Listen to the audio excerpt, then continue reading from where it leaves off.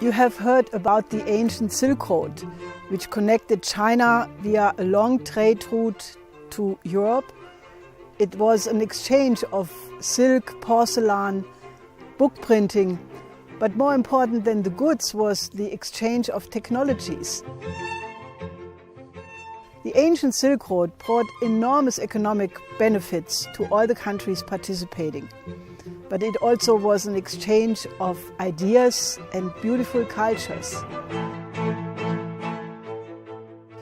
Today, China is offering a new Silk Road and a maritime Silk Road.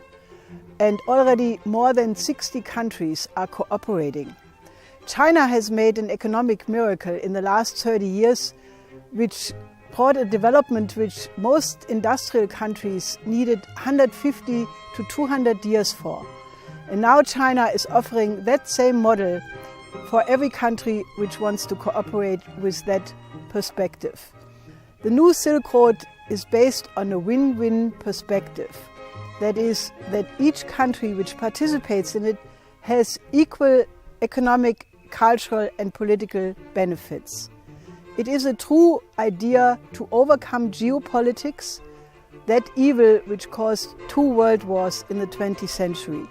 It offers the perspective of a true global development partnership, of all of mankind working together for the common aims of mankind. Now we have produced a 370-page study which is called The New Silk Road Becomes the World Land Bridge. Now that book you want to read. It exists already in English, in Chinese and in Arabic. And very soon it will be out in German, in Korean and many other languages to follow. Watch this video and you will get a glimpse how easy it is to change the world for the better.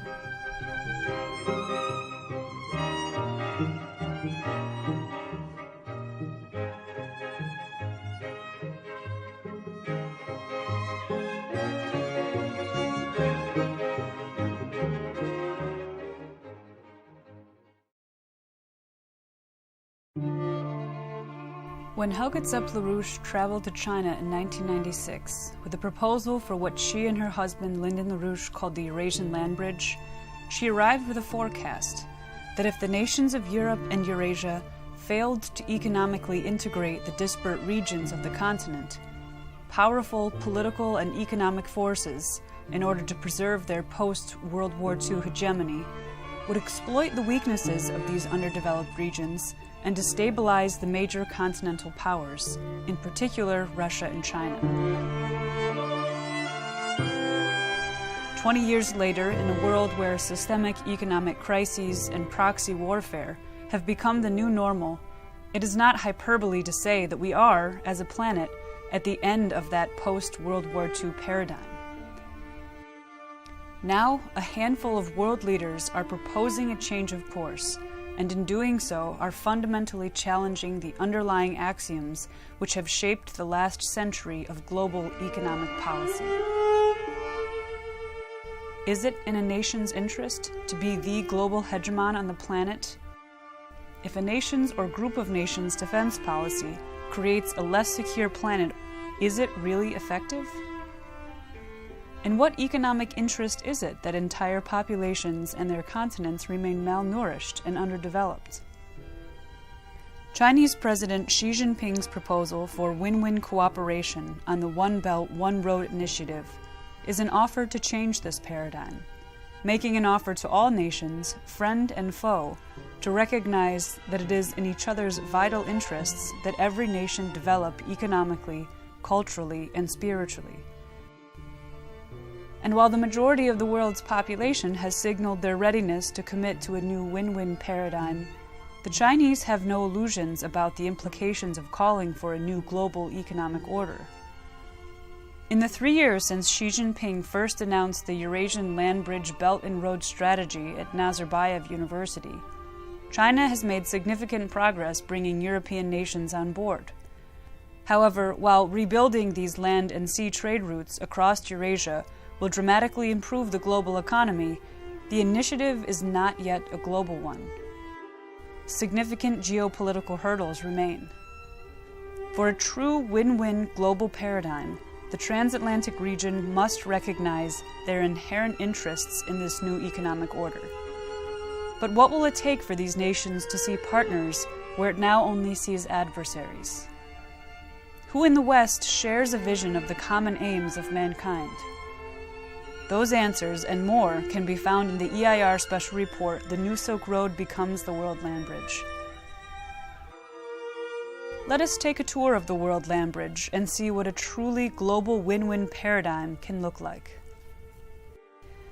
The 65 countries along the One Belt, One Road account for 63% of the world's population, a total of 4.4 billion people.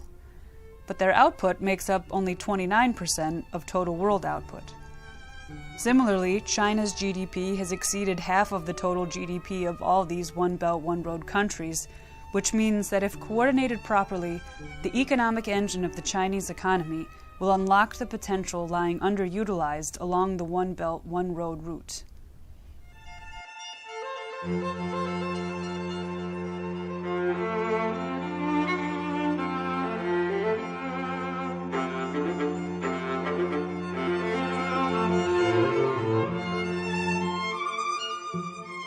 The European continent is generally associated with a high standard of living, a vast transportation network of roads, waterways, and rail, abundant electricity, and a rich history, a crucial part of which was a once high point of trade with the ancient Silk Road.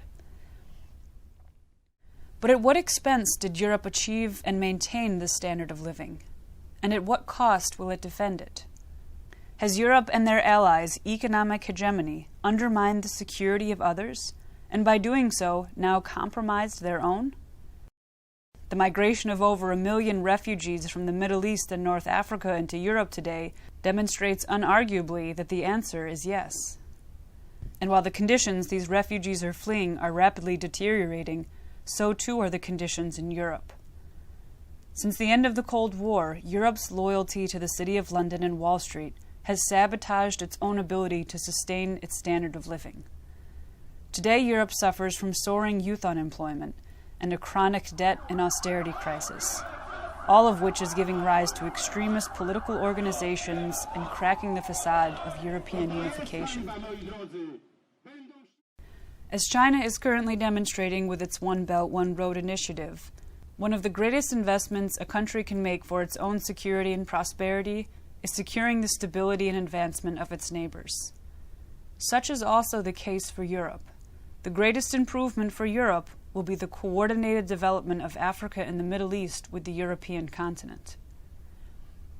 Two key features of the World Land Bridge Europe-Africa integration are: one, an extensive plan to upgrade Greece and the Balkan countries with a network of transportation, power, and water routes, utilizing its geostrategic location in the eastern Mediterranean to become an active gateway between Eurasia to the north and Africa and Southwest Asia to the south.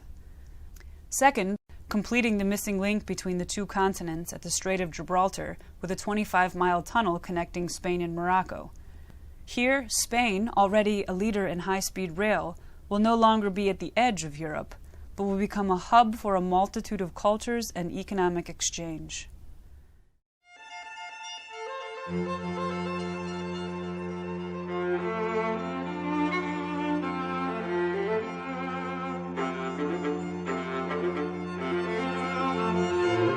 In this new paradigm, Africa requires allies, not NGOs.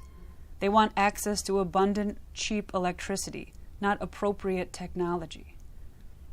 In this new paradigm, Africa must be seen as the rich yet underutilized continent that it is, not a burden or a place to send aid, as many commonly think today.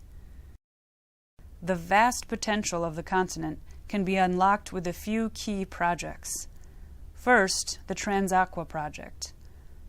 This project would divert 5% or 100,000 cubic meters of fresh water per year from the Congo River to Lake Chad. Refilling the lake will provide Central Africa hydropower, irrigation for agriculture, waterway transport, and will relieve the region's present landlocked condition. A second project, conceived over a century ago, is a dedicated rail line running from Dakar, Senegal on the Atlantic coast across the continent to Port Sudan on the Red Sea. The main line passes through Senegal, Mali, Niger, Chad, and Sudan, connecting the Indian and Pacific Oceans. In total, a 14,000-kilometer network of rail. And a third project, authored by Egyptian engineer Ayman Rashid, is the Africa Pass, featuring 2 development corridors which integrate the water and transportation potential of the continent. The Africa Pass connects the Great Lakes nation's agricultural output to modern roads and high-speed rail, leading to a major modern seaport at Sidi Barrani on the Libyan-Egypt border. This overdue connection creates an export outlet for agricultural products now being wasted for lack of access to markets and storage.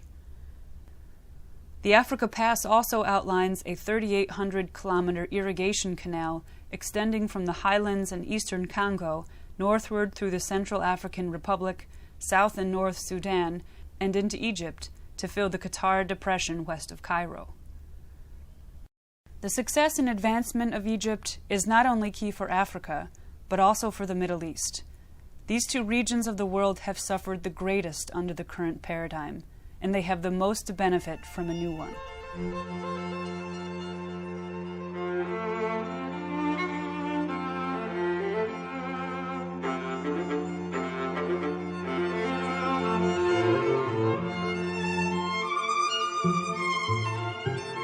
All the advantages of this region has been turned into disadvantages because it has become the center of global conflict and proxy wars. Hussein Askari, a longtime collaborator of Lyndon and Helga LaRouche, translated the report into Arabic and traveled to Egypt for its debut in March of 2016. This is a unique area. There's no place on Earth which has the unique characteristics of the region in the zone. It's in between 3 continents. It has more than 2/3 of the world oil and gas reserves, but more importantly, it has more than 450 million people. Most of them are under the age of 30. So you have the whole future in front of them. One of the main routes of the New Silk Road passes through Central Asia and Iran, through Turkey and into Europe. Sub-branches of this route are already under consideration, including Iranian plans to extend rail eastward to Baghdad, then further along the Tigris and Euphrates rivers to Syria. The rail line along the Euphrates can be connected to the maritime Silk Road through the Persian Gulf and the port of Basra in southern Iraq, and northwest towards Deir ez-Zor, Raqqa, and the ancient trading city of Aleppo. This route, built in cooperation with Iraq, will be a big step toward regional integration and a development corridor between the Persian Gulf, the Arabian Sea, and Indian Ocean, with the eastern Mediterranean and southern Europe. A rail connection to Tehran will also provide Syria access to the Caspian Sea region, intersecting the new Chabahar port project, a joint Iranian, Russian, Indian economic corridor from India by sea to the port of Chabar in Iran, northward by rail into Central Asia and onto Russia. The stabilization of this region of the planet will stabilize the world as a whole. From here, the potential integration with the world by land and sea is immense.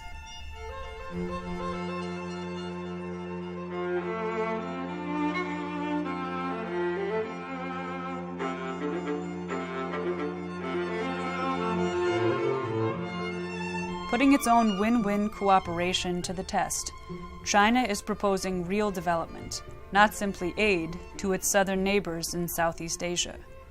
China has offered to extend its impressive high-speed rail network south, integrating the large populations of Southeast Asia into the One Belt, One Road corridor. Construction of the long-planned Kunming to Singapore rail corridor is now moving forward, due in large part to financing and construction contributions from China. The Central Line will cross Laos and Thailand before heading south to Malaysia's capital, Kuala Lumpur. The Eastern Line will run through Vietnam and Cambodia before linking up with the Central Line in Bangkok. The Western Line will cross more of southwestern China and much of Myanmar before joining up at the hub in Bangkok. far busier than the current poorly maintained land routes in Southeast Asia, are its sea corridors. Nearly a quarter of all the world's traded goods travel through the narrow straits of Malacca, the main shipping channel between the Indian and Pacific Oceans. With even short-term growth projections for the region showing full saturation and unsafe levels of congestion, alternative routes are being considered as part of the One Belt, One Road Maritime Silk Road initiative. One such route, long championed by Lyndon and Helga LaRouche and featured in the EIR report, is the Craw Canal. Not only would the canal's construction and operation provide a dramatic and lasting upgrade to Thailand's economy, due to its strategic location, this simple 30-mile-long waterway would boost the overall efficiency of trade worldwide.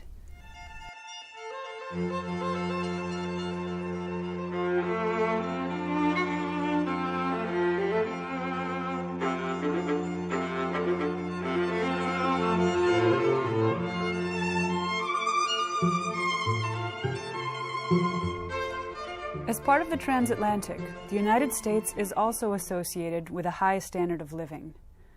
However, the Wall Street-dominated post-World War II paradigm has taken its toll on the U.S. economy and its people. Scrapping its agro-industrial sector for financial and services industries with the promise that it would make for a more competitive economy, high-earning, skilled work was outsourced to cheaper markets abroad, which don't provide a living wage for its workers. This flawed version of globalization lowered the productivity of the Americas as a whole, increased the rate of poverty throughout the hemisphere, and invited billions of dollars of illicit money flows from the global drug trade, which to this day represent a significant portion of the cash on hand in the Western banking sector. However, even after the 2007-2008 crisis, when the bankruptcy of the transatlantic financial system could no longer be covered up and needed an emergency bailout, this is not just about Lehman Brothers. These problems are not limited to Wall Street or even Main Street. This is a crisis for the global economy. No serious structural reforms have been made to the Western financial establishment, putting the West and the rest of the world at risk of an even greater crisis.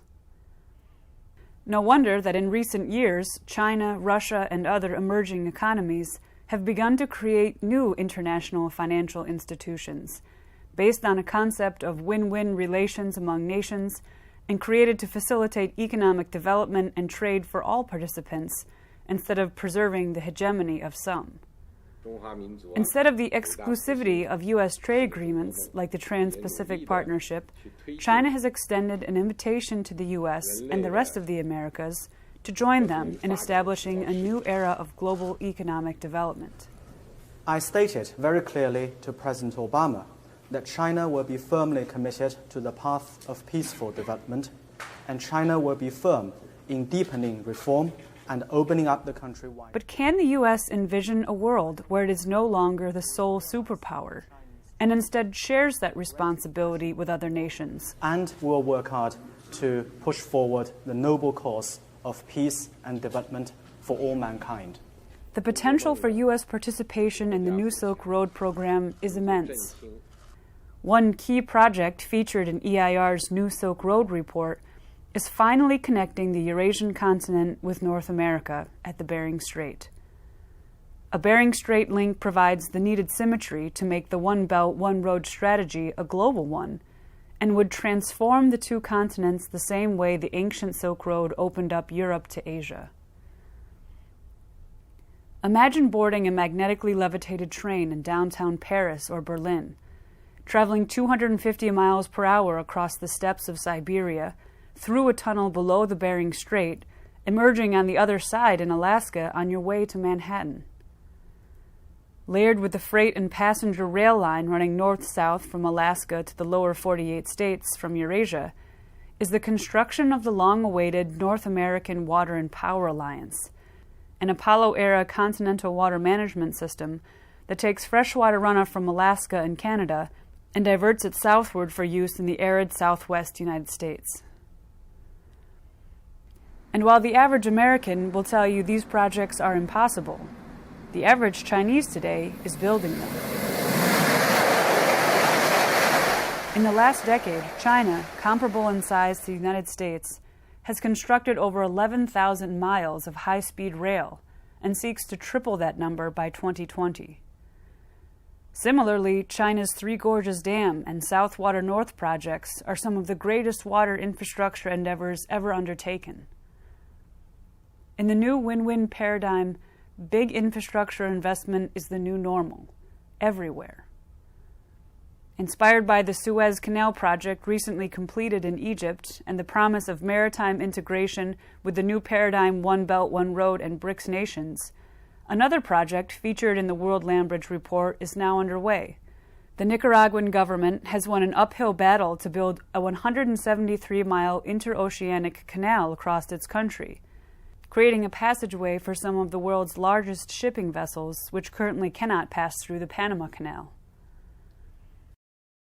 A revitalized North American water and rail system would be incomplete without integration into Central and South America. Plans for an east-west transcontinental rail line from Brazil to Peru are already underway with Chinese investment. In a global economic paradigm geared towards economic integration and development, South America could develop a continent-wide rail network for the 21st century. Still, there are many who say this vision is just a dream, that it's impossible. However, those nations where today's great powers are battling it out in geopolitical proxy wars, like Yemen and Syria, will tell you that it is the current paradigm which is impossible and cannot continue. Constructing the World Land Bridge would mean an economic and cultural renaissance for the planet, a new paradigm for mankind. The projects and key economic concepts laid out in this report are truly the blueprint from which leading governments around the world are working. The challenge now is bringing the United States back to its roots and transforming it into a powerful ally of this new economic order.